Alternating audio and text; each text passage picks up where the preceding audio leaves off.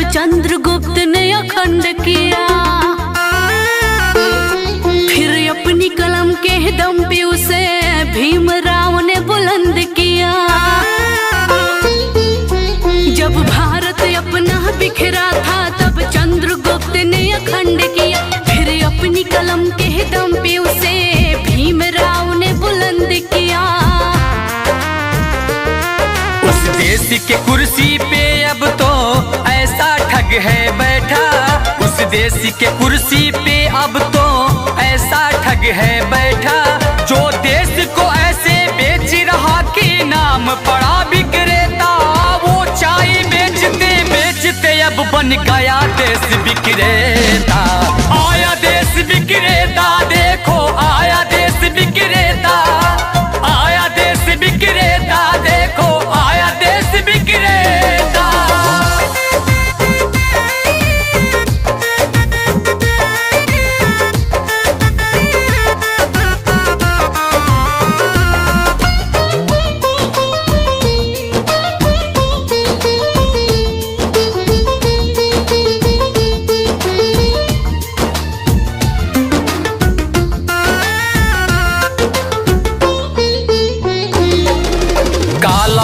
लाऊंगा कह के भारत का कोष भी साफ किया। श्रमिकों को भूखे मार रहा, धनिकों का कर्ज भी माफ किया। काला धन लाऊंगा कह के भारत का कोष भी साफ किया। श्रमिकों को भूखे मार रहा, धनिकों का कर्ज भी माफ किया। धनिकों का कर्ज भी माफ किया। धनिकों का कर्ज भी माफ किया। लाखों का सूट पहन के भी खुद को फकीर है कहता। जो देश को ऐसे बेच रहा कि नाम पड़ा विक्रेता, वो चाय बेचते बेचते अब बन गया देश विक्रेता। आया देश विक्रेता, देखो आया देश विक्रेता। आया देश विक्रेता, देखो आया देश विक्रेता।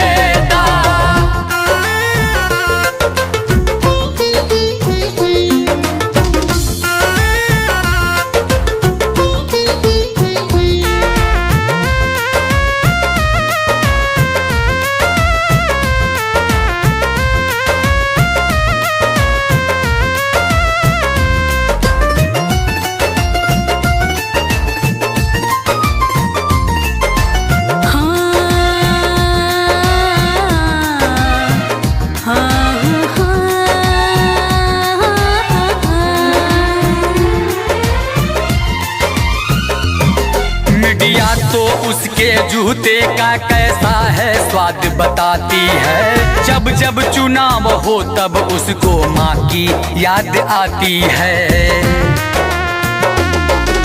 मीडिया तो उसके जूते का कैसा है स्वाद बताती है। जब जब चुनाव हो तब उसको माँ की याद आती है। माँ की याद आती है। माँ की याद आती है। किसी का संग दिल पति है तो वो किसी का मतलबी बेटा। जो देश को ऐसे बेच रहा कि नाम पड़ा विक्रेता, वो चाय बेचते बेचते अब बन गया देश विक्रेता। आया देश विक्रेता, देखो आया देश विक्रेता।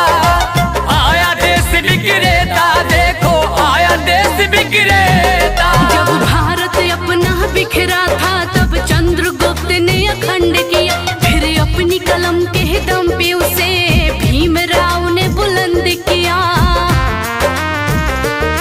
उस देश के कुर्सी पे अब तो ऐसा ठग है बैठा। उस देश के कुर्सी पे अब तो ऐसा ठग है बैठा।